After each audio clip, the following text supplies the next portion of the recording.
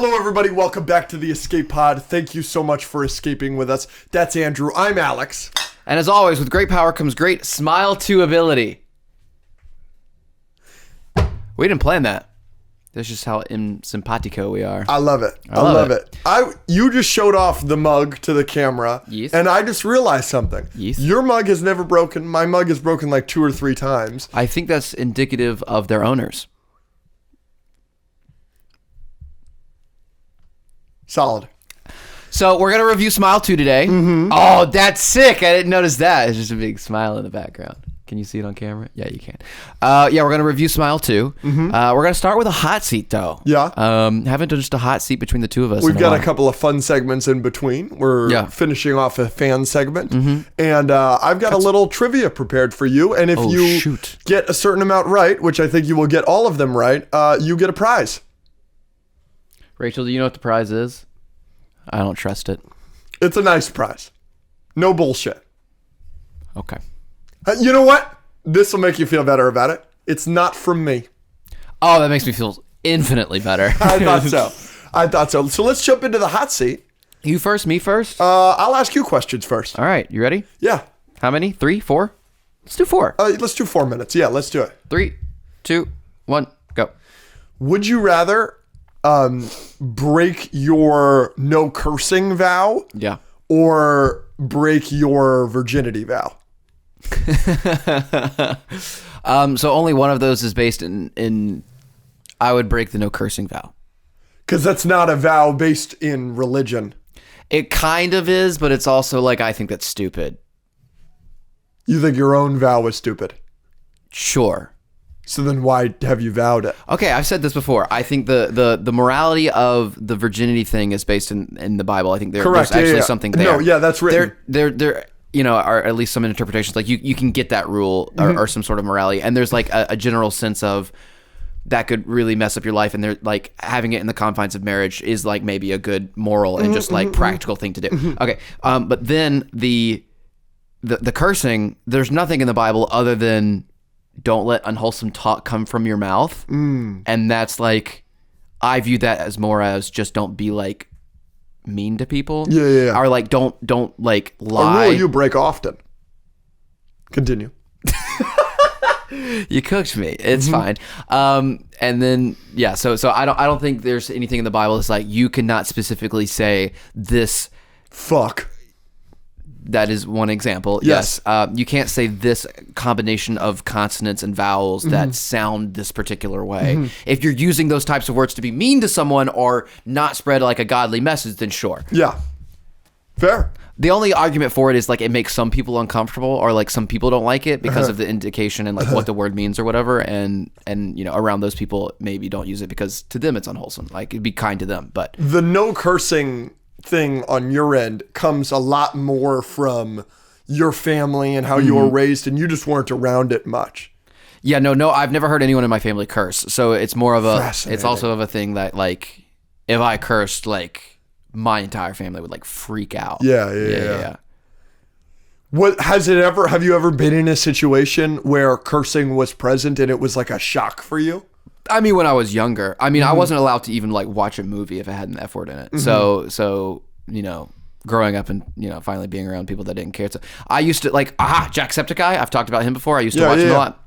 Curses all the time. That's when I started like I tried to not watch him as much, but then I eventually just like watched whatever I wanted in terms of cursing, and that was one.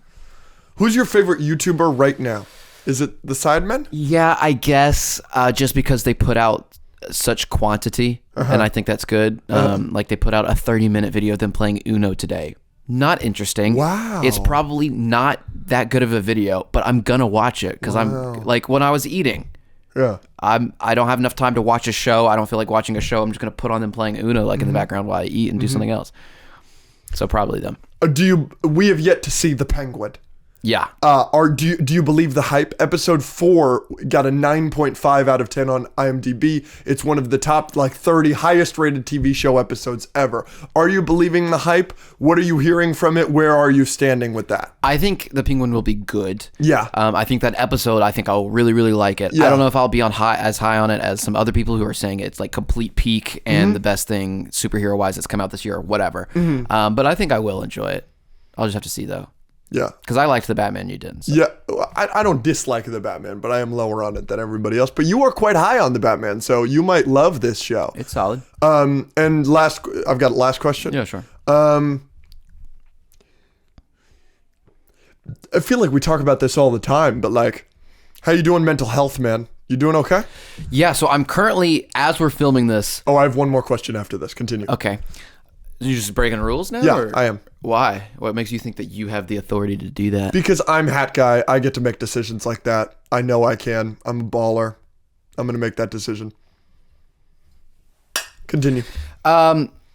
Mental health was good until that answer right there. And now I'm feeling a little gross. Gross. Yeah. No, overall I'm great. Yeah. I'm loving it, a lot of things. And I've talked about before the con we're doing, all the work, all the series I'm doing, Mystery Escape Adventures, the game shows, they're doing fun. They're doing well there and they're fun. Family, friends, everything's good. Currently, as we are filming this, I'm totally burnt out. Yeah. I leave for Orlando on Monday. We filmed 4 episodes of MEA this week. We filmed 3 game shows. We filmed probably 3 podcasts by the time we're done with this. And this was supposed to be my recovery week after the game, after the party that we had, which was a whole other 2-month-long endeavor of lots of time and money. So my recovery week turned into just this weekend, and now this weekend we're filming 2 episodes right now, and I'm probably going to stream, and we have Patreon movie night and blah blah blah blah. So I'm burned out. I don't feel like doing anything right now, and I need to do laundry and clean up my room. It's just everything's kind of in chaos. So in that term, in that sense, I'm burned out. But other than that, I'm pretty good. So this is a question that kind of you answered in there, but not quite. You have this enormous platform on YouTube, and you have a very successful TikTok page and Instagram on your own, right? Wafella. And then you have the podcast, which isn't as successful in terms of numbers. We don't have as many followers, whatever. But we have such a strong community that loves us, that really does, in a sense, you could say there are certain people that treat you or us as if we are higher than they are, that we are a different... They put us on there are a group of people that put us on quite a pedestal. Whether or not that's good or not, probably not. Well, you're hat guy. Correct. You make decisions. You're the guy. You're so right. Maybe you should be on a pedestal. You're right. You're right. Thank you for clarifying. I'm just making sure you remember who you are. Thank you. Yep. With that, there is a large amount of pressure, and so much more pressure on you based on your own brand and the podcast that I feel that I have on me. Does the pressure ever get to you that it feels like there are so many people that are counting on you for so many things, right? Not only do you have your audience that adores you with all their heart, that needs 2 episodes a week from you, whether it's the regular or the Patreon or extra content, or you have a movie premiere or a brand deal or this or that. But you'll also have people like me that count on you for simple things. Does the pressure ever get to you? I count on you for a lot. Give me a few examples. You are the podcast. Cuddles. If you died, the podcast could not continue. If I died, the podcast could continue. Yeah, I still disagree with that. No, you do all of the due diligence, all of the important stuff. I really only do the TikTok. Yeah. Which is important, but you could totally do that. No, never mind. What? Say it. I was going to ask if you wanted to have one of those Patreon conversations about stuff. On the Patreon, every once in a while, we have super real therapy sessions. Therapy business conversations. We try not to do them often, but they happen once every 6 months. This is a normal episode. We're not going to do it. Yeah, but what did I do something bad? No. Unbelievable. Subscribe to the Patreon if you'd like to see us iron that out. Yeah. That might be... Yeah, anyways. So what was the question? Oh, pressure. No. Does it ever get to you? No? No, because I'm him. I like it. Yeah. All right, we'll move on. My turn. All right. 4 minutes on the clock. Yeah. 3, 2, one. Has Rachel ever called you hat guy in bed? No. Will she? It's a good question, Rachel. No. What? What? She calls me another name. A lot of clinks this episode. My man. Would you want her to? No. No? Everybody else calls me it. It's all good. What's your favorite character to be compared to? Because I feel like you're wearing yourself on your shirt right now. Yeah, General Grievous. And this is the long General Grievous, yeah. So it's really... That General Grievous definitely has a chest hole. I mean, we're looking at it right there. He's actually got two. Yeah. Yeah, General Grievous is a fun one. Melman is so hilarious. Yeah. So Melman's up there. I'm not a big fan of the Ratatouille guy. I do get him a lot, but I'm not like, I don't care for Linguini. I think it's too low-hanging fruit, you know what I'm saying? Like, It's not funny enough. Okay, you need it to be a little more... What about Alolan Executor? Alolan Executor is really funny. And then, like, when we made that video, when the guy said I looked like the dude from Avatar, that was so funny. Norm? What's his name? Avatar, the blue people Avatar. Oh, we made that video. But then what about the one that was like the specific time code of the episode for The Rick and Morty one with that one was funny. I'm about to cook with this question. Let's hear it. What is your favorite piece of media based on a character that you are compared to? Nice. Well, Star Wars is my favorite franchise. But it has to be the specific movie. So Attack of the Clones. Regularly compared to General Grievous. He's in Revenge of the Sith. I like Revenge of the Sith. Yeah, that's what or the Clone Wars. Melman, I get a lot. I like Madagascar. I don't love Madagascar. Do you like Ratatouille more than Madagascar? I do. Yeah. Okay. So Linguini would go for that. Alolan Executor. That's a Pokemon franchise. I love Pokemon. So maybe that. Is there any Batman character you've ever gotten? Because that could count. Sure. I guess not. But not really. I haven't gotten too many of those. Dr. Doofenshmirtz, you've gotten that before, right? I have, but I'm not nearly as big of a Phineas and Ferb guy as you. By the way, I can't imagine how excited you are for this new show that they're rebooting it, bringing it back, everything like that. I just hope it's good. Yeah. The last episode they did for Phineas and Ferb was pretty good. Rank out of 10 the first half of the year for movies and then the second half of the year so far for movies. The first half was like a 6, second half is an 8 or 9. Yeah, it's crazy how it's really picked up. Did you hear about Gladiator 2? I'm hearing so our good friends both Soups and Chris Bazaya both saw it last night, and both of them walked out saying not only is it the best movie of the year, it's one of the best movies of all time. Really? Yeah, I heard they said it was good. We will see. I'm not the biggest fan of the first one. I haven't seen it. We should watch it to get ready for it. Maybe for Patreon. The movie doesn't come out for like a month. It comes out November 22nd. Yeah, so this is an early screening. Maybe November movie night for patrons. That would be fun. And you still haven't seen Wild Robot? I still haven't seen Wild Robot. You gave it an 8 or a 9 without seeing the best movie of the year. I know. Well, according to you. But yeah. And do you think that's going to go down with things like Venom? Or do you think it's going to stay? No, because the quality inconsistency was present in the first half of the year, and it was just sparingly we'd get something good. But like my favorite movie of the year was The Fall Guy for like 5 months. Now that's out of my top 5. Yeah. You know what I'm saying? Movies like Hitman and I know you don't like it, but Trap and Alien Romulus and Transformers 1 have all surpassed it. I expect Wild Robot to. If Gladiator 2 is as good as everybody's saying, Gladiator 2 to be in there. And I know Dune 2 came out this year. I didn't see it. So that'll bump up everybody else's list, but that's not on my list. So I think the second half of the year has really made this year pick up for me. Yeah. Last question. What is one thing that you need from X-Men 97 Season 2? It's such a good question. You got to get specific with it. Now that Bodemayo is gone, it's such a good question because I really just need it to be good. But now I don't even think I'm going to get that. So, you know what's something that's really important to me? I don't like how animation is going lately in terms of animation. I love Spider-Verse. I love TMNT Mutant Mayhem. I love Puss in Boots: The Last Wish. I love that animation style. But everything else in animation I haven't really liked. And X-Men 97 is one of the most, I don't think it's hand-drawn, but it's one of the most beautifully hand-drawn shows I've ever seen in my life. That's something that I at least expect them and need them to continue on, is the animation in X-Men 97 Season 2 needs to be spectacular again. Keep it at that same quality, even raise the bar, because I really don't like the animation of What If. It's one of my harshest complaints about that show that I've been very critical of. There are plenty, I don't like the animation style and the designs for the robots in Transformers 1, my second favorite movie of the year. I'm interested to see the Wild Robot, but so that's how I'm putting my foot down, is I need the animation to be spectacular. It's something I need. Very nice. What do you want to move on to? We've got a fan segment. We could review Smile 2. We could do the trivia. What do you want to do? Let's do Smile 2 at the end, so it's either trivia or fan segment. Go. Let's do the trivia. Great. What's it on? Avatar: The Last Airbender. Oh my gosh. Dude.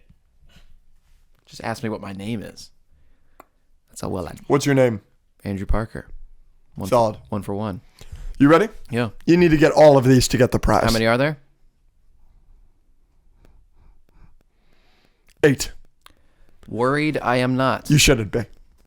Name the 4 elements. At least make it a little... Tell me to do it in order or something. No. Water, earth, air, fire. Correct. What is the name of Uncle Iroh's tea shop? Jasmine Dragon. Mm-hmm. What leg did Sokka break in the final battle? His crutch is on... Oh, this is tough. The crutch is on the right? Wrong. Left. You've lost the prize. Am I picturing it wrong? Or Probably. did I picture it correct and then just guess wrong? You had a 50% chance to get this. This is pretty pathetic. Don't call me pathetic. I just did. Don't call me pathetic. Leg last episode.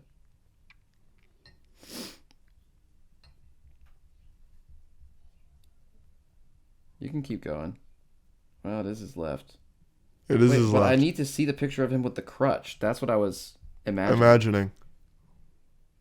So do crutch Sokka. Crutch. How do you spell crutch? Crutch. I almost spelled it crutch with a K, like 1,000-Foot Crutch. Christian rock band. Okay. Don't call me pathetic again. I can't find the picture. No, right, maybe regardless, I'm wrong. You got cooked. Let's see. If you get the rest right, maybe I'll... No, I don't deserve. Switch it up. Go. Why was Wan Shi Tong hesitant to let Team Avatar into the library? Because in the past, the Fire Nation had used their information to start the war. He didn't trust humans with his information. He didn't trust humans with his information, but I would like the specific human and why. Fire Lord Sozin. Wrong. It's not wrong. I'm looking for Admiral/Commander Zhao went to the library looking for a way to kill the water, moon, ocean, water spirit. That's what I was looking for. You got it wrong again. Did Sozin not use it? I don't know. And now I'm thinking about... You've got me frazzled. Now I'm thinking about the Avatar and the Fire Lord episode. Because Sokka was reading about it. I thought Sozin... Terrible. Just so disappointing. Pathetic even. Where did Aang find Momo? The Southern Air Temple. What Earth Rumble does Team Avatar go... Earth Rumble 6. Yeah. What do Aang, Sokka, and Katara offer up as knowledge to Wan Shi Tong to be able to explore the library? Sokka offers up a knot, Aang offers up a wanted poster, and Katara offers up the waterbending scroll. Correct. There are creatures in the Avatar universe that like reside in a pond. Turtle ducks? There you go. That's what I was looking for. All right, what are you doing? Are you done? Is that all 8? Yeah. Oh, well, you're going to give it to me anyways? Yeah. I knew the Admiral Zhao one. That one doesn't bother me because I know that. Okay. And I was just still looking at the crutch thing. I wasn't thinking. Are you familiar with Christian Ramos? He's some random geek on Instagram. Yeah. He's a friend of ours. And he came looking for us on Friday at LA Comic-Con, but you were not there. So he gave this to me and gave me these questions, and if you answered enough of them correct, I was to give you this gift that was made for you by his sister. Oh my gosh. Holy crap. We've got 2. Yes, you've got a turtle duck collection. Where's the other turtle? This is... Oh, here it is. Oh, don't die. You've got Look at them. Family of turtle ducks. Not that I really deserve it, apparently. No, I would have got... I still got 5 out of 6 out of 8. They're so cute. Yeah. Where is he going to go? Very nice. Handmade. Right here. Look at that. Oh! Nice work. Can you be slightly profesh? I'm going to put that right there. That thing falls all the time. I'm sick of it. I'm not putting it back up. Okay. All right. He's going on top of the hot dog fingers. Nice. And this one's going.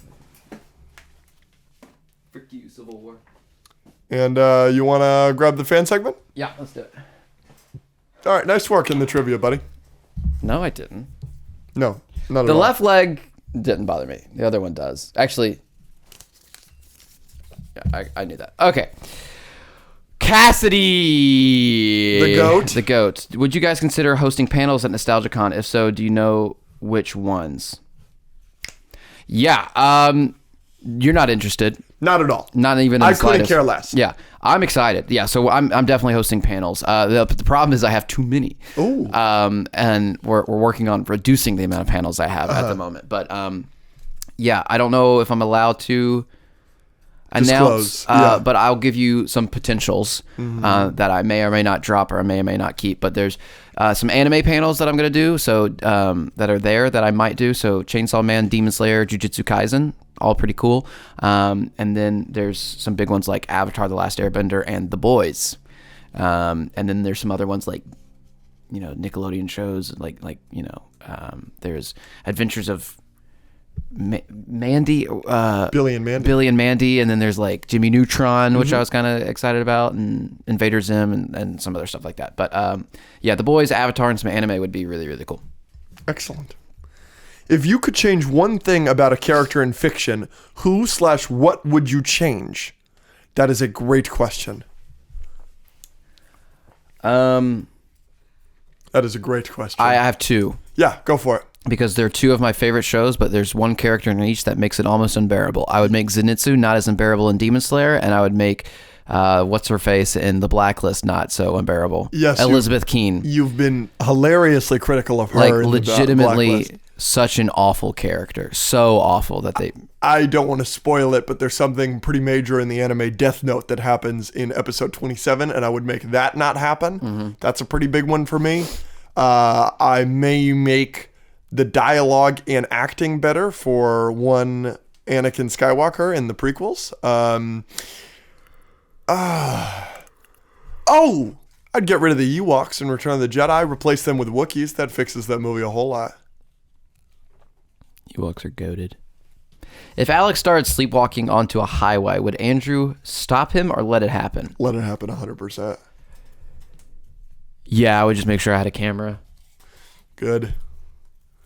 Have either of you watched Cobra Kai? If so, what are your thoughts? I have not. Not at all. I'm sorry. I've seen season 1. What do you think of season 1? It was solid. It was good. I would love to continue it, but there's a lot of seasons now. People love Cobra Kai. There are people that like ride for Cobra Kai, kind of like how you are with Stranger Things. Yeah, but people Stranger Things is better. Cobra Kai. Can we please see Sarah already? 3, 2, 1. Who? This is from Suffice. Spelled weird. If you had to relive your life through any object you've ever owned, i.e. watch, glasses, hat, what would you choose? Any object. I don't really know why I would do that. It's a hypothetical, brother. Okay, so then what's your answer? Any object that I've owned. I mean, like, my Spider-Man hoodie's been to a lot of cool stuff. Yep. So I feel like we've answered this. That's an easy answer for you. Spider-Man hoodie. Yeah, I don't know. I just don't understand. Why are you so pissed off about it? Because I don't get it. Like, I don't... There's not a single object that's been with me my whole life. Okay, well, you got to pick one. I don't know. Your phone? Sure. Maybe my phone. Sure. Alphonse, there's a few here. What are your thoughts about 6 to 10 episode seasons compared to before when the standard was about 24? Yeah, it's an L. I don't like it. It's a W and an L. Like media changes and like different formats of different shows are different. So, I mean, normally I like the 24 episode long thing, but I can see why the amount of budget per episode in some of these shows like Mandalorian or whatever doesn't necessitate such a long season. Well, Mandalorian gets a pass every day of the week. I love Mandalorian. But yeah, it has gotten rid of quite a bit of filler, which I do appreciate quite a bit. Yeah. But overall, I think that's the biggest issue with these Marvel shows that we have issues with, is I think they're both too short and too long. Yeah. And if they were 10, 20, 24 episode seasons, you wouldn't have that problem as much. Yeah. No, you're not wrong. Yeah. Is there other questions? There's 3 on here, but you go ahead. This is from Frank. Who is more likely to be screwed up in the MCU, Doctor Doom or Magneto? That is a great question. Both. Both and. They've already taken a step forward to screwing up Doctor Doom, making him Robert Downey Jr. For that reason, I'm going to say Doctor Doom, because we just don't know anything about it. If they do not I think it's a fair possibility that they don't make Magneto Jewish. And if they don't make Magneto Jewish, it's a disaster. We'll have to wait and see. Do you remember like the people like a couple months ago that were like, it should be Denzel Washington and Giancarlo Esposito, and it's instead of the Holocaust, it's the Civil Rights Movement? Yeah, don't do that. Do not do that. Don't do that. But I understand, right? The MCU takes place when? 2020. It's in the 2020s. Yeah. So the timing of it doesn't make sense. He'd be 110 or whatever the frick. Yes, but like he's a mutant. His aging is slowed or whatever. Like, would you be okay if like just his family was in the Holocaust? No, he has to like see okay, his family so die. what? Like, if they make an X-Men movie in 30 years, what are they going to do? Make him 170? Mm-hmm. Or do what you're doing with Fantastic Four. Fantastic Four taking place in the 60s. Make it take place in the past. It's lame. Is it? A little bit. So you think it's more lame to do a flashback movie rather than not making him from the Holocaust? I mean, at some point, his character's like, is he just going to be a timepiece character forever? Like, he can't evolve like at all. He can't ever be in. Please, I would love for you to offer up a different origin. I think it should be Giancarlo Esposito and Denzel Washington, and it should be the Civil Rights Movement. Brilliant. No, I'm just kidding. I don't remember if you've talked about this, but what is your rating opinion on the show Smallville? Yeah, I really like Smallville. Although the filler is bad. And isn't the ending like whack? No, but the ending isn't great. But honestly, I like this moment though quite a bit. Yeah. So it's not the best, but it's not. I like Smallville quite a bit. I would give Smallville overall like a 7 or 8 out of 10. Have you seen all of it? No, I haven't seen any of it. Okay. I've seen clips. It's good. It's sweet. It's not the best. Isn't there something with Lex Luthor where they're like best friends and he like loses his memory and then like hates him? They always do that. It's a long show, so they kind of did everything. Booster Gold is in that show. What? Yeah. Will Alex watch Interstellar when it gets released to theaters? I cannot confirm nor deny whether or not for a fact that'll be happening, but I can say with utter confidence that it's the closest I've ever been to watching Interstellar. Is there a Patreon goal we can hit? 1,200. Ah, dang. What about like? I'll do it for 1,200. What about 1,100? I'll do it for 1,100. Ah, we're at like 950 people. Come on, we can do that. How has watching movies changed since starting the podcast, and do you like the change? That's a good question. How has it changed for you? I have to be like a lot more like locked. Kinda, but also like I don't ever change my opinion or stuff doesn't really bother me that much, but there's always like an undercurrent of like, oh, I'm going to have like thousands of people like responding to my opinion about this and telling me they either love it or they hate it. Yeah. And that's weird. Yeah. It's not just like, I'm going to watch this movie and talk to like 3 people about it. I'm going to watch this movie and like thousands of people are going to judge my intelligence based on what I say about this movie. Absolutely. And that's kind of crazy. That is crazy. I have that watching movies as well. But something else I have watching these movies is movies both mean more and mean less to me because it's my job now. Yeah. I will give a great example. The Flash. The Flash from last year was, I thought, an unbelievably mid movie. I think it's like a 5 or 6 out of 10. I think there's a lot of bad and a lot of good in it. It's just like... Yeah, it was fun. Perfectly mid, right? Okay. And if I would have seen that in theaters and this wasn't my job, I literally would have forgotten about The Flash already.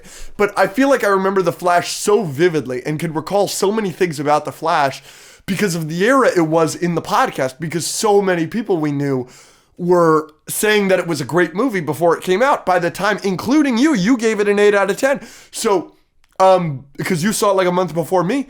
So it had gotten hyped up and hyped up and hyped up for me. And then when it came for me to talk about it, I was so amped up from everybody loving it so much. And I was like, this is so whatever, that now it's one of the most important movies I've ever seen in my life to me because of this job, when I would have forgotten about it and told you, oh yeah, The Flash came out last year. That's crazy. I didn't remember about it. Because that's the kind of movie it would have been for me a couple years ago. So movies have so much more impact to me because of my job. To be fair, I wasn't as high on it as everybody else. You were lower on it than everybody else, but I was still higher than you. You still gave it an 8 out of 10. Yeah. So I was like, wow. It's a little generous. Yeah. All right, what do you got? What is one movie you need to get a sequel? There are a couple answers here. An answer from this year, Transformers 1. An answer from last year, Dungeons and Dragons. Dungeons and Dragons. Give it to us. Give it to us. Give it to us. Chris Pine, bring them all back. Bring them all back. Ah! It was a great movie. Dude, I will be the face of that marketing campaign. Yeah. With Great Power asked, if you could redo the first pod episode knowing what you know now, how would you go about it? Oh, agree or disagree? Oh, yeah, that'd be fun. We didn't come until agree or disagree until like episode 11 or something. Yeah, agree or disagree would be a big one. What else would we have done?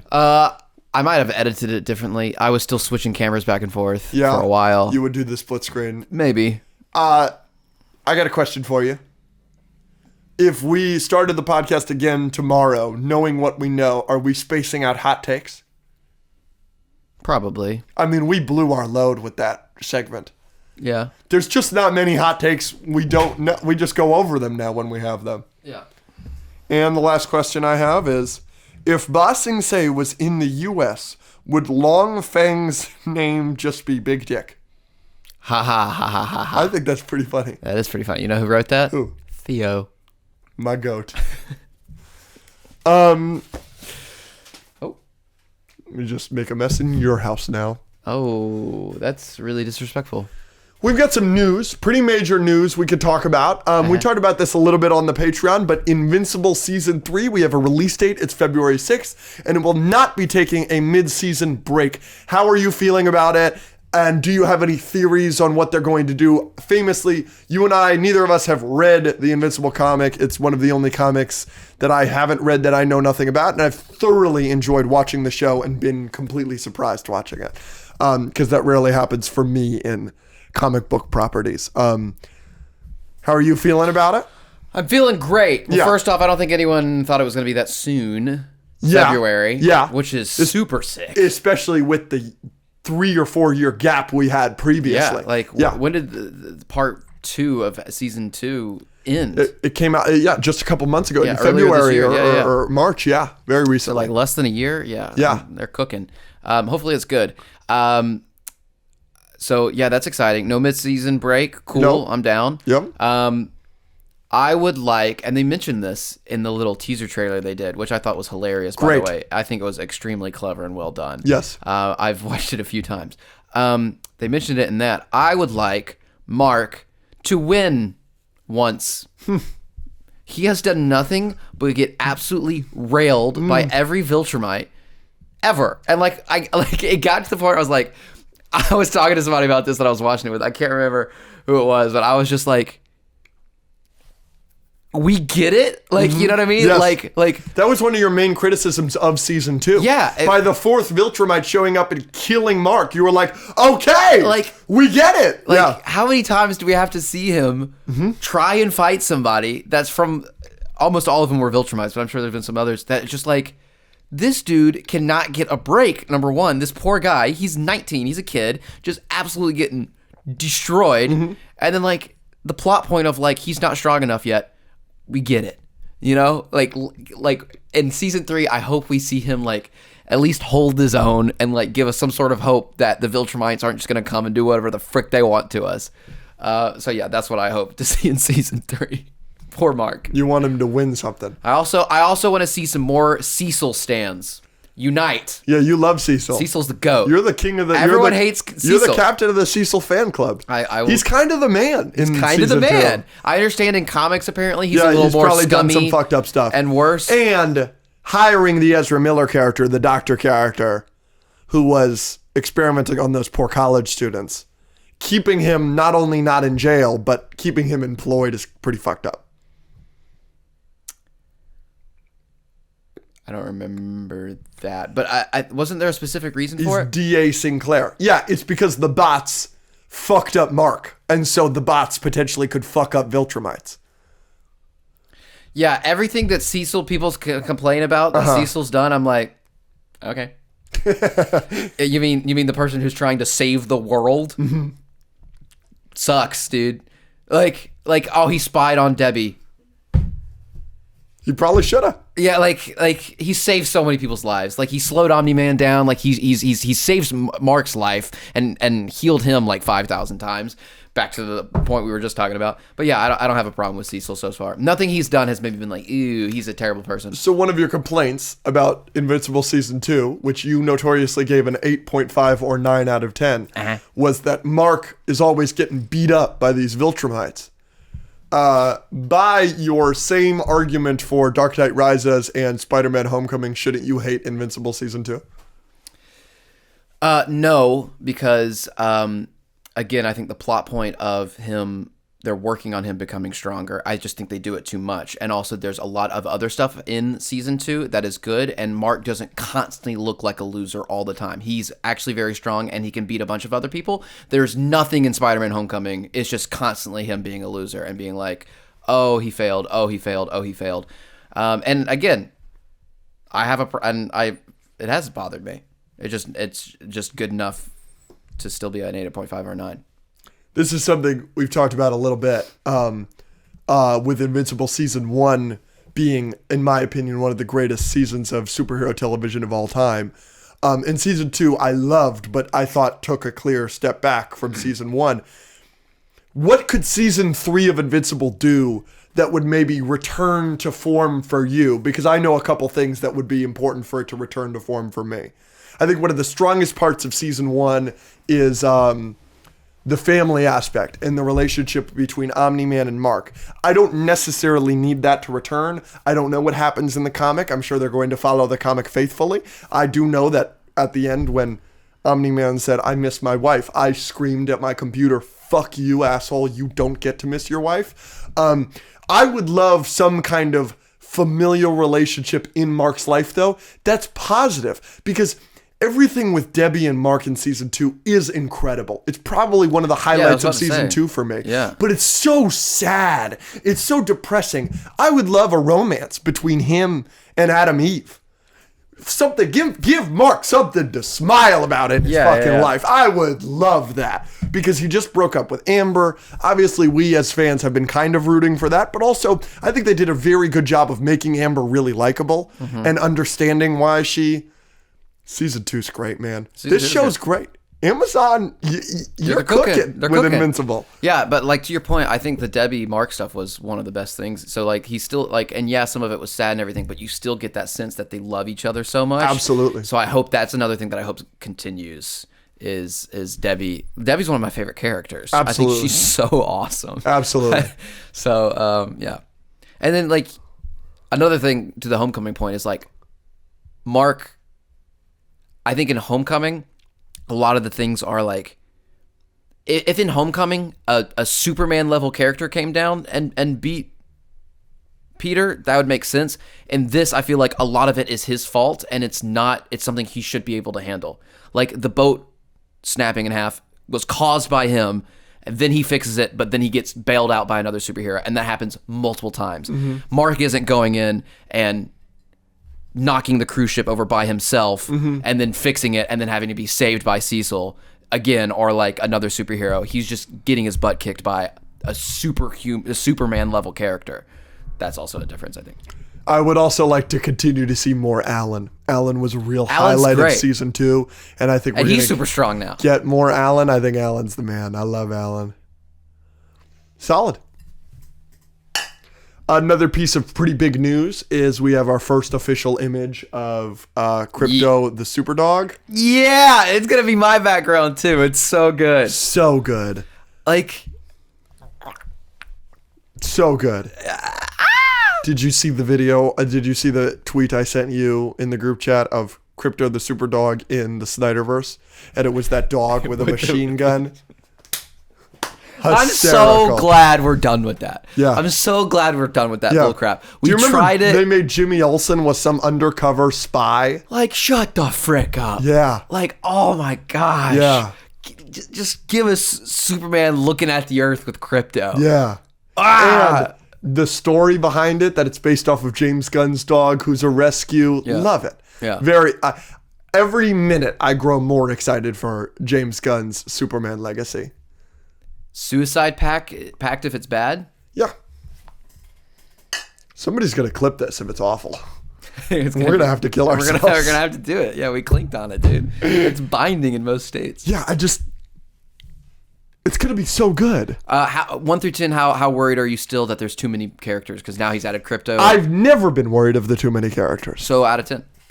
0. Like I think I have like a 3 or 4. Overall, I'm not worried, but I understand everybody being worried about the Superman thing with James Gunn's Superman having too many characters, because they've got Hawkgirl, they've got Metamorpho, they've got Green Lantern, Nathan Fillion's going to be in it. They do have a lot of characters, but I legitimately feel like these guys are going to be in 2 scenes. I've said this before. If the news came out in 2014's Guardians of the Galaxy, before the movie came out, that Howard the Duck was going to be in the movie, people would have lost their minds. And Cosmo the dog. He is just in the after credit scene. He is just in the after credit scene. He's played by Seth Green. He gets 1 scene in each movie.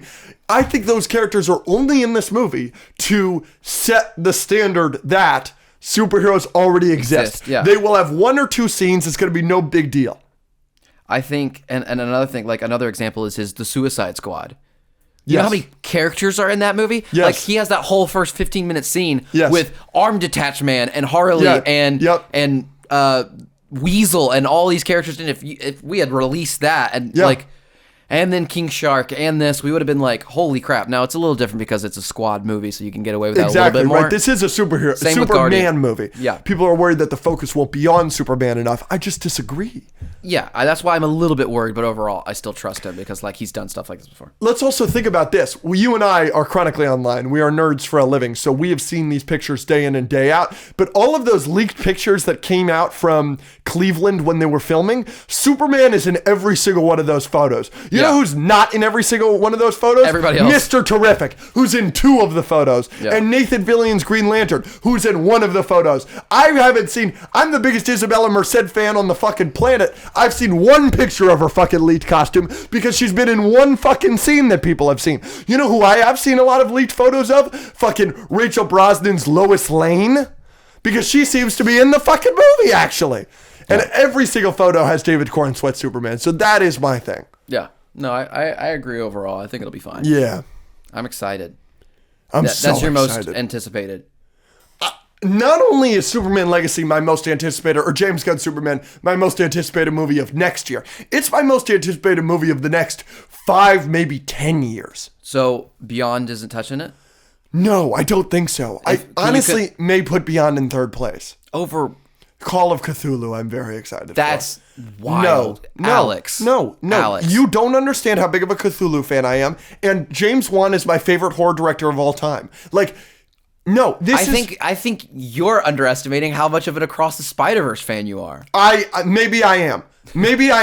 I love Across the Spider-Verse, but I Call of Cthulhu could be good. They keep delaying Beyond the Spider-Verse. I don't know what the fuck is going on with that one. Yeah, but it's also it could bookmark the best trilogy of all time. Andrew, this is like them making a Saw movie by the Russo brothers. I don't know. I wouldn't be excited about that. I don't know. Like, this is... I don't have a comparison. I'm so excited for... I mean, I'm glad you're I excited. saw Underwater 3 times in theaters. He's in Underwater for 2 minutes. Cthulhu. You're gingering Cthulhu? Yeah. Cthulhu's a dude.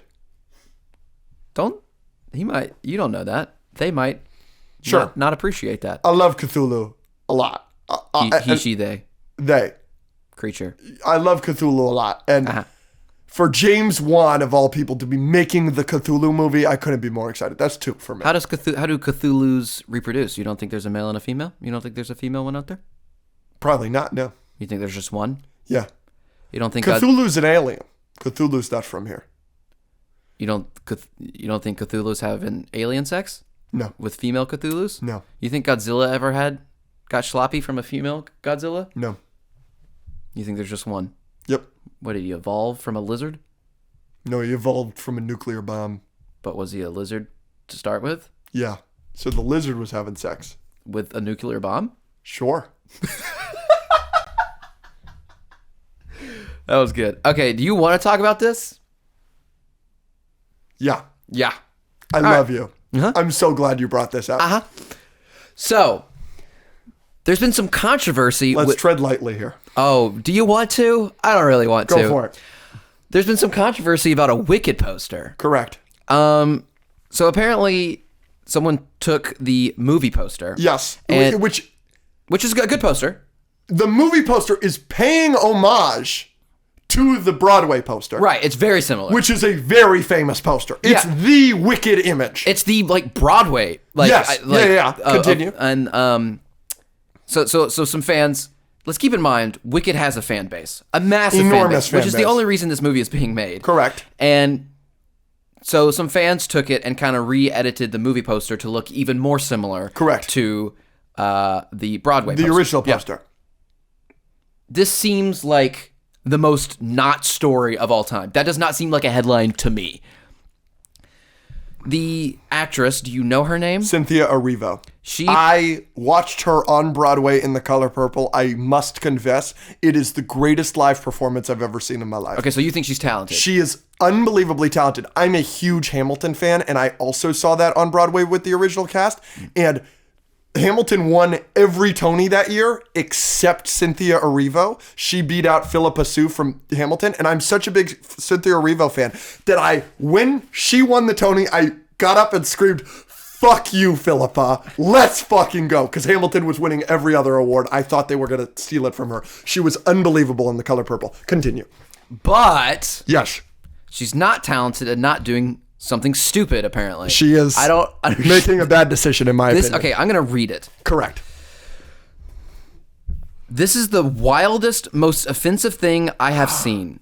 None of this is funny. None of it is cute. It degrades me. It degrades us. The original poster is an illustration. I am a real-life human being who chose to look... She put 2 twos, by the way. Who chose to look right down the barrel of the camera to you, the viewer, because without words, we communicate with our eyes. I'm going to throw up. Our poster is an homage, not an imitation. To edit my face and hide my eyes is to erase me, and that is just deeply hurtful. Here's what I'm going to say. On almost anything that we've ever talked about on this podcast that can remotely be considered controversial, that's not a joke, obviously a joke, I very much... I think you will agree with this. I'm pretty good at trying to see the other side. I will explain the other side. Yes. And you're sometimes a lot more harsh than me, and you're like, no, this movie sucks. Absolutely. Yes, yeah. I'm more of a, this is probably what they were trying to do. I understand this. I just disagree. This is why I think they're wrong. I don't have much to say in her defense on this one. I think she's just fully being one of the stupidest people I've ever seen in public life. To be offended by a Photoshop edit that's somewhat slightly more by a fan who's trying to make an image you made in homage to something more like the thing you are homaging makes no sense to me. No sense. Like, for her to be this upset. Yeah, if you wanted to, like, again, I try to see the other side. I always do, but like, maybe she's going through something. Maybe that was like a big thing for her. It shouldn't have been, or maybe if she didn't like it, she could have said, this is like a cool edit, but like we did it for this reason, and this is why I like our version better, or this is why this because you want to see our eyes. I'm a real person. It's not an illustration. If you wanted to say something like that, but to say we're erasing you, to say this is the most offensive thing you've ever seen, that it's not helpful to me, it's not helpful to us, or whatever the frick. Sincerely, go F yourself. Like, there's no reason for me to not see this movie. I now have a reason not to see this movie. I'm still gonna see it. Yeah. But like, if someone chooses not to see the movie over this, I wouldn't blame them. Yes. Like, it's such a bad marketing move, even if you do believe. I have spoken to 3 people about this, separate from you and me talking about this on the podcast right now. So you are the 4th person to say this.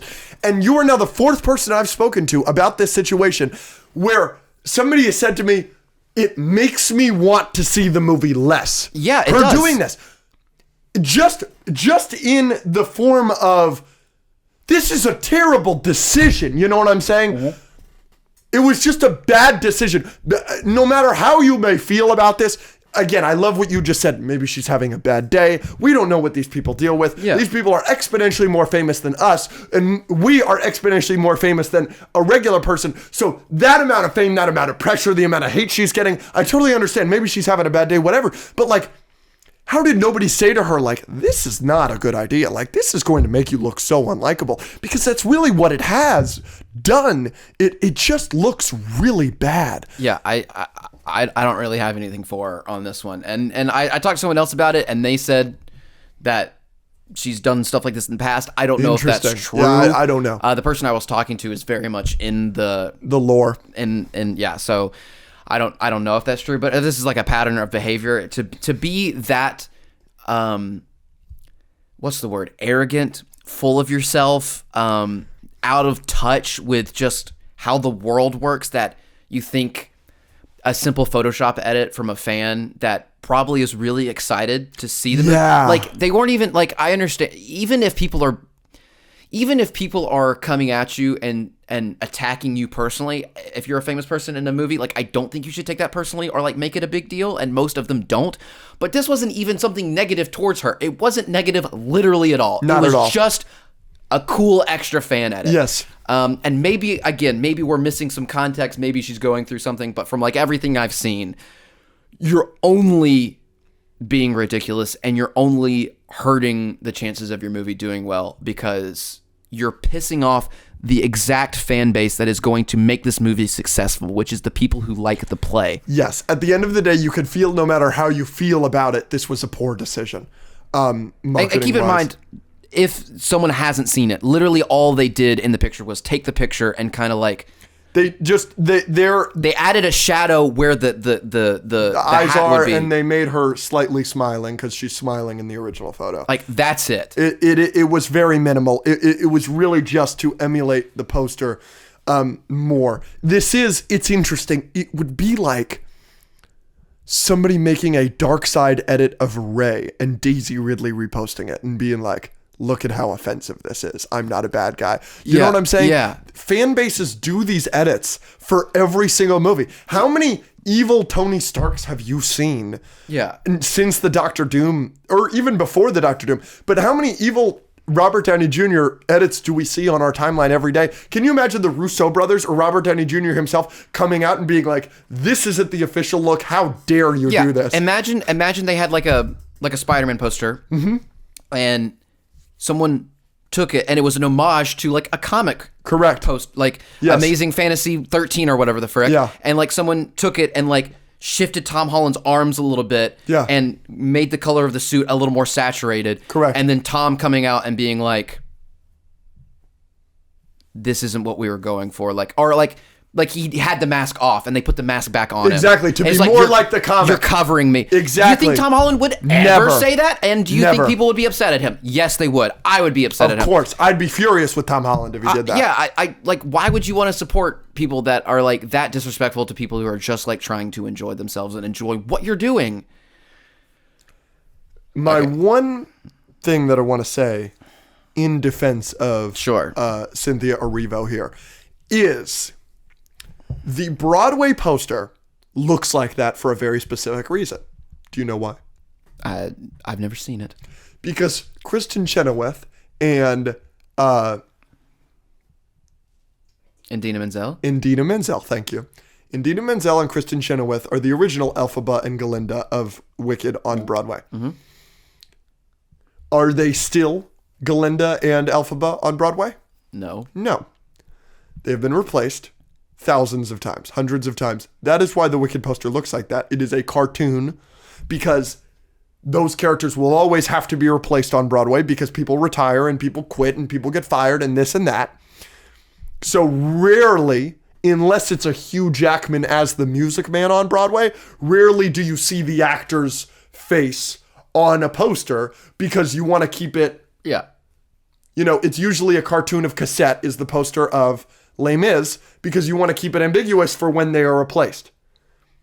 The movie is not like that. Cynthia Erivo will not be replaced in Wicked. Maybe she should. Ariana Grande will not be replaced as Galinda. So that is the argument as, yes, it was an homage that they did. It was a cute, fun homage that they did for that poster. But that shouldn't have been done because that poster looks that way very specifically because those people do get replaced and those actors will never be replaced because this will be the Wicked movie. That is the only argument that I can see in favor of her, but she didn't use that argument. It's just, it is Cynthia Erivo, it is Ariana Grande, and I do understand that argument. Just unfortunately, that's not the argument she made. Go F your own face. Yeah. Is that Tom Cruise? Yeah. Yeah. Tropic Thunder. Yeah. It's my favorite role of his. Yeah. Yeah, I mean, again, not actually. Like, she can do whatever she wants. But, like, again, even if you're going to make that argument, you can make it in a better way than she did. Certainly. Know? And more graciously and more and less, I'm right, everyone else in the world is wrong, blah, blah, blah. I completely agree. Yeah, it was gross. Anyways, get over yourself. That's a perfect use of the phrase there. Just get over yourself. Well, would you like to review Smile 2? Yeah, let's do it. Shall we out of 10? Sure. We've not discussed Smile 2 yet, as per usual, as per our rules. I am very excited to talk to you about this. We're going to do a full non-spoiler review of this movie, and then we're going to go into spoilers. Okay. 3, 2, 1. Here are our scores for Smile 2. 7 out of 10. Wow. 9 out of 10. Yeah. Wow. I'm very surprised by that.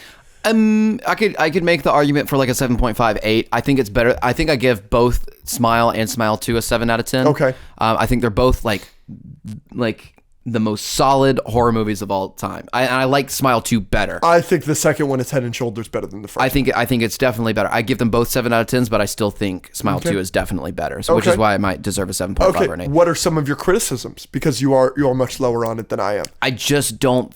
Okay, so I don't really have any. It just didn't like blow me away. Okay. Because I have some pretty serious criticisms. I think there's one, but they kind of fixed it. I didn't like everything that happened after a certain point until they did a little twisty twist. And then I was like, okay, I'm fine with this. Yes, which we'll go into spoilers. Yeah. Unfortunately, all of my criticisms except for one are very spoilery. Okay. So we will get into spoilers ASAP pretty much. But my number one criticism of this movie, and it may be like a little thing, and this may not bother anybody else, but it did bother me, is one of my favorite movies of this year is Trap, a movie that you don't like. One of my favorite things about Trap is I think they scaled Lady Raven, the pop star in that movie's fame, very well. I understood how famous she was completely. I understood that she could walk into a certain place at a certain time and not be mobbed, but when she's in a scenario with her fans or online, they very much made it, okay, this isn't Taylor Swift, this is Sabrina Carpenter. That's how they scaled her fame, and I thought they did a very good job of setting that tone. I think Smile 2 is very inconsistent with scaling Sky Riley's fame, who is the pop star in Smile 2. I think it's very inconsistent. There are scenes where she is getting mobbed uncontrollably, and then scenes where she's walking into her apartment and has no problem. They make Sky Riley in this universe more famous than Haley Steinfeld is in our real life universe. Haley Steinfeld cannot go into her apartment without signing autographs. And in this movie, in one of the first scenes, she goes into and out of her apartment, no problem. That would never happen in the real life based on how famous they scaled this girl to be in some of the opening scenes. And I know that's not going to bother you, and I know that's not going to bother a lot of people. That is the kind of attention to detail that really means a lot to me. And while I give this movie a 9 out of 10. Other than the apartment thing, which maybe somehow she just kept that place a secret, like... Which, unlikely, but... everywhere else she went, it was about the same. No, she goes into a bar and is... And then she gets mobbed. No, it's too inconsistent that she goes into the bar, isn't mobbed, and then one person sees her and then everybody mobs her. That's inconsistent. That's wrong. I think that's bad. I didn't want to get into that because that's later in the movie and I felt like that was more spoilery. I thought that was bad because if you're that famous that somebody can say your name and then everybody mobs you, that means that somebody's going to recognize you quicker than she is. In my opinion. She's wearing a hoodie and a hat and walks to the back of the bar immediately. Okie dokie. Yeah. Next. I mean, the guy that was waiting for her knew her. Yeah, because he was there to meet her. What was your point? Now, we will get into it in spoilers, but kind of my criticism could potentially be explained away. So overall, I think Smile 2 is great. I had a lot of fun. What are some of your positives? Yeah, so the opening shot of Smile 2, the one shot, I thought was so freaking cool. Yeah. I think it was really, really well done. Yeah. Just from you have to kind of know the lore a little bit. But you definitely should have watched the first one. But you can tell that this guy has the thing, is infected or whatever. Yep. And he sees a vision and he's trying to do this and it's a solid 5-10 minutes long, and there's action and how they do some stuff with effects were all super cool, and then obviously the ending was super clever. You kind of see that in the trailer, I think, or one of the posters with the. So I got when that one shot was over, I leaned over, I was like, that was amazing, and at the end of the movie, it was still one of my favorite parts. So that was good. There are plenty of jump scares in Smile 2 that were really, really good. Somewhat basic. I don't know if they were like super mega creative. Maybe there was a couple in there. I don't think there's a single jump scare in Smile 2 that is as creative as the car jump scare in Smile 1. Right. Yeah. But there's still that got plenty of people. And then there are some moments you're just very uncomfortable. And then like Smile 1, there's some twistiness that was kind of good, a little over the top sometimes maybe, but so the twists, the jump scares, the creepiness, the acting, I thought the lead girl did great. Naomi Scott. Yeah. Like legitimately career performance from her. Yeah. I love her in Lemonade Mouth. I know many people love her as Jasmine in the live action Aladdin. I know many people love her I like that Power Rangers movie quite a bit. This performance was fucking awesome. She's incredible in this movie. Yeah. And the acting isn't the best in this movie. There are some characters that aren't very good at acting. Who? The friend. Oh, you didn't like her? She was the goat, though. Gemma was the goat. She's got some line reads that me and Rachel were laughing at. Well, yeah. But, I think she was, being a kind of somewhat caricature of herself, of that kind of person. Sure. But, I didn't love that. Somebody I do want to rave about here. The mom. Who is the mom? She is from The Boys. She is Huey's mom in The Boys. Thank you. You're welcome. Holy crap. I could not figure that out. Mm-hmm. Okay, that's what it was. Okay.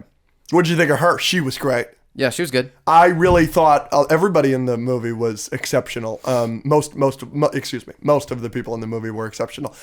I want to give a special shout out to the director of Smile 2, Parker Finn. This is his second feature-length film. Second behind Smile 1. He has a tremendous career ahead of him. He crafts horror movies. His horror movies are very uncomfortable to watch. They are a lot of fun. They have great scares. He clearly went to the James Wan School of Jump Scares. He crafted some great jump scares in the first one, crafted some excellent jump scares in this movie, some awesome practical effects in this movie and the first one. A lot of fun. I'm really enjoying this guy's career so far.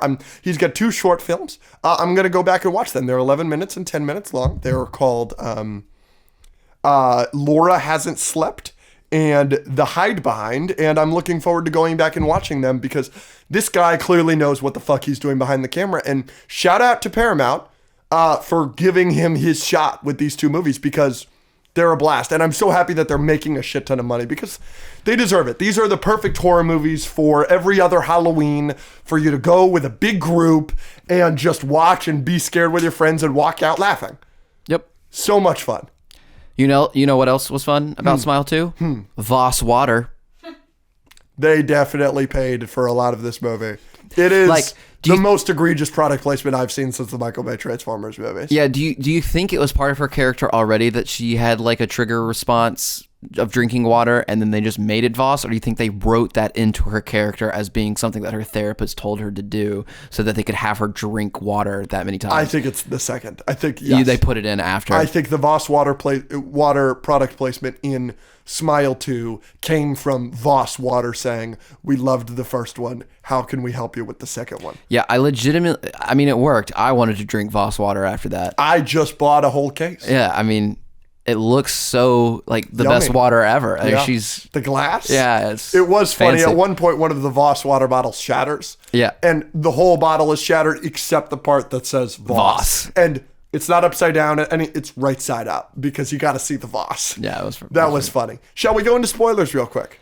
Yeah. Well, last thing I want to say is like you just mentioned it. Like Smile 1 and Smile 2 are like perfect. Like, go have fun with your friend. Like I said, I think Smile 1 and especially Smile 2 are perfect middle of the road, like good, solid horror movies. Middle of the road in terms of like scariness. Like they're solidly scary. You're going to get your jump scares. You're going to get your creepy, uneasy scenes. They also did a good job in this movie of like doing scenes where they're opening doors and you're following them in one shots where they don't do anything, but you're waiting for something to happen and kind of like building the tension that way. These are perfect movies for solid, like maybe starting horror movies, I think. Absolutely. They're not, because there are a lot of horror movies that have maybe good jump scares, but they're just terrible. And then you have some like more body horror, things like The Substance or gory things like Saw.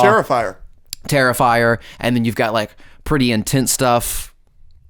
I don't know. Hereditary is a little more intense. So those are all horror movies that you can get to eventually. But like Smile 2, I think, is the perfect mix of all of those that if you just want like a fun... Smile and Smile 2 do feel like a spiritual successor, the 2010s to the 2020s, of the Insidious or Conjuring franchises. There's some spooky stuff about. There may be demons. There's a parasite, whatever. And there's some great jump scares. There's some fun. There's some fun to be had. Yeah. I'm having a great time with this franchise. I don't think it's crazy to say that this is already the best horror franchise of the 2020s. Now, we'll see if Talk to Me 2 reaches the heights of Talk to Me 1, in which case that would certainly be my favorite franchise of the 2020s, but I'm having a great time with Smile and Smile 2, and it made me want to rewatch the first one. I just had a great time. One more criticism, completely forgot about it. This is actually a big one for me. I think you're going to agree with me here completely. In the first movie, in Smile 1, they did an unbelievable job of everybody that smiled at the therapist, the main character, was unbelievably creepy. They just had a knack for finding people with creepy smiles, right? This movie, they took a step back. There are multiple scenes where there are people smiling at our main character, Sky Riley, and their smile is not creepy. They are just multiple. There's a scene, you see a little bit of it a hallway with multiple people, and just there's like, yeah, sure, the main girl is creepy, and like maybe this guy to the side is creepy, but like there are 6 people in this frame, and 4 of them are going, yeah. That was a legitimate problem I had, because you have to make the smiles creepy. And there are creepy ones. There's a kid in this movie that you see in the trailer that's creepy. There's a character that's really scary that you see at the end of a dark hallway, and really all you see is their smile. Jack Nicholson's son has a very creepy smile. The first guy has a very creepy smile. And then there are some creepy smiles. But that is something that this movie kind of needs to nail, and they kind of didn't in this one. I think they nailed it with most of them. Then there were like a couple that, maybe. But I didn't have that problem in the first one. You know what I'm saying? Yeah. I think the mom's smile wasn't great. Yeah. But like they hired her not for her smile, but for But that's my point. You have to hire both. You know what I'm saying? Yeah. It's so important in this franchise. Speaking of, give me your creepiest smile. Let's see it. I don't think I'm very good. I feel like That's very creepy, Andrew. Nice work. Did I nail it? I think you nailed it. Screenshot that. Do something with it. Your turn. Yeah, it's pretty solid. Yeah, I wouldn't want to see that at the end of a dark hallway. I think they should hire us. I'd be down. Smile 3? Yeah. Parker Finn, we are a big fan of yours. Okay, but we get infected, we're smiling. How are you killing yourself? Another problem I have with the movie that we'll get into in spoilers. Definitely not bashing my head in with something. No? I think... I would jump head first into a wood chipper. That's a pretty solid one. Thank you. I really want to like... I'd do it on the pod. I'd smash this and use the mug... Sick. Yeah, stab it in. Cool. All right, spoilers. Spoilers, everybody. Spoilers for, I almost said TASM 2. Smile 2. Yes. All right. We'll be quick with this. Yeah. The ending of the movie I thought was very strong. Yes. As soon as she gets pushed into the fridge door and then it cuts back to the demon and then it cuts back to her and it's the ribs, I knew. Mm-hmm. And I was like, that's great. It is good because it's a great twist. It is bad because what the fuck happened in this movie? Is all of it fake? No. Tell me. I can tell you when. So I'm pretty sure everything. So the hallway scene where there's a bunch of them. Yeah. That's when they finally get her and she's finally infected. You see it going in her mouth. Smart. Then she wakes up with her mom. Yeah. And you see at the end her mom's not dead. So everything after that, when she wakes up in the hospital and she gets in the car with Gemma and the freezer, those things right there are not real. Everything else is real.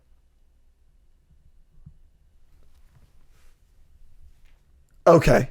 That's how I viewed it. Because the mom says smile at the end in the show, so I thought that was still a figment. When she's on stage? No, I think that was just like a clever... Cool. Like her trying to like make Cool. Her. Okay. Yeah. Okay. But so here's the problem I had. In the first one, this basically happens. Okay, so then my problem still stands with her fame being inconsistent. Because my argument was, well, it probably doesn't matter because it seems that the whole fucking movie's a figment of her imagination. But continue. Okay. In the first one, yes, the person is trying to figure out a way to defeat it, and then you think they do, and then they don't. Correct. And that happens again in this one. Yes. It's a little frustrating that it happens again, but the way they do it at the end with the twist, I think makes up for it. The movie lost me and then got me back. I even turned to a friend and was like, it's lost me. As soon as she killed her mom, I thought, because up until that point, some embarrassing stuff had happened. Like she looked like she'd been tweaking, but it was still recoverable, at least a little bit. And now it was like, okay, you've given us this character and you've given us this character that is like too relatable in a sense where like you feel sorry for her. She's got this thing with her hair. She's been going to therapy. She's a recovering drug addict. Like she's trying her best and all this stuff. You make yourself feel sorry for her. And now you're giving her a way out. You're giving her all this stuff to try and fix this problem too. And then you're going to have her kill her own mom. And then just like her life is over at that point. Correct. It kind of lost me there. Because you thought just kill yourself at this point. Yeah. I was like, why are you even trying to save your life? Yeah, like you're just gonna go to jail for the rest of your life now. Correct. So it kind of lost me there because I was like, I feel way too sorry for her, and you're giving her a way out, but you're gonna have her kill her mom, and then you're gonna have her solve the problem. Yes. What's the point? Yes. But then the twist of it being on stage in front of that many people totally saved it for me. Yes. I was ready to really be upset, but the ending of her killing herself on stage. Yes. In Smile 2. And doing it with the microphone, and now Smile 3, are all those people infected? And now will it become like a bigger thing where like everyone kind of knows what this is and starts learning, and like governments and get involved? Like what happens now? But the fact that the demon entity made it to her and then used her to do it in front of potentially thousands of people was like super sick. But we knew that was. I knew going into the movie that that's what was the plan. You didn't? No. Why the fuck else do you do a pop star? Yeah. I thought it was just like an interesting storytelling thing. I didn't think it was going to be, yeah. I will say I thought they did a very good job of portraying fame. Yeah. And like the pressures of it. And they really did a good job of like making her life seem hard, which is something that's difficult to portray to like an average human being. Like where it's like, oh yeah, they got this. And they're like, oh, fuck you. You have to take pictures. But they made the pictures look difficult in this. It was impressive. Yeah. something I really like about this movie, I love that she killed her boyfriend. Yeah. Love that. That made her a little less redeemable, but exactly. Like it adds so much to it, because like the whole movie, she doesn't seem to feel bad. Like she doesn't seem to be upset whenever they bring up that he's dead. I thought it was really good. Yeah. Oh, yeah. Yeah, so that's the only really big spoiler thing. I think one of the creepiest thing to me was the end of the hallway, that fan that was like super obsessed with her. So scary. Because I 100% thought that was real for a second. I was like, I didn't think that was real. I didn't know what it was happening, and then I didn't call the gym a thing. Well, when that phone was ringing, I was like, oh, it's her mom. I thought it was her mom too. And I was going to be like, oh, thank goodness her mom's But then when it was Gemma, I was like, oh, they are cooking. Well, they did that in the first one. If you remember, whoever the main character is talking with her therapist, and then her therapist calls her. So it was a little bit of a reuse. I'm pretty sure that happened. Oh, you're right. Because then it is the therapist. The therapist in that first movie had a creepy ass smile, dude. Yeah. So you're right. I'm excited for Smile 3. Yeah. I'm very excited for Smile 3. Yeah. I know we're getting it. These movies make so much money. Yeah, of course. I'm very interested to see if Smile 2 makes that much money. But I'm interested to see what they do with Smile 3, because the first two did so well. Well, I mean, I'd be interested. I was talking about this in the car. I'm interested to see how this demon works with that. I want it to finally lose at some point. Yeah, of course. I hate this thing. But that big group of people. Can it do? Yeah. Yes. Because I was thinking about it, I was so fascinated with the start of the movie. Love it that this guy is like, I'm going to kill a bad person and give it to a bad person. I was like, that's awesome. Like, that's so cool for you to do that. Yeah. I was so interested to see if that guy didn't die, would it have been given to the both of them? Would it have been given to the kid that did get it and the other guy? Yeah. Also, well, shout out them. Again, I think a lot of people are high on it because a lot of people went in with low expectations. Like, Smile was good, but this one was even better. And like, for a sequel of a kind of cheesy run-of-the-mill horror movie to be even better than the first is a little bit surprising. So shout out Paramount. Yeah. For and not just like trying to cash in a check. Maybe they'll do that with Smile 3. But like, you actually gave us a great movie, so shout out. And then a lot of those people in the audience, majority of them kids. Yep. Are they going to handle that in Smile 3? I would love that. That would be crazy. Please do that. Yeah. Please go as dark as possible with this next one. Yeah, maybe. That would be fucking awesome. Shout out that ER nurse that had a plan. I think he's real. I just don't think the last scene with him was real. The last scene with him isn't real. Yeah. Good question. What did you think of the performance scene? I know you weren't a big fan of the concert scenes in Trap. What did you think of the concert scene in this movie? It was good for two reasons. Number one, I think it was better than Lady Raven. Okay. And number two, there's only one of them.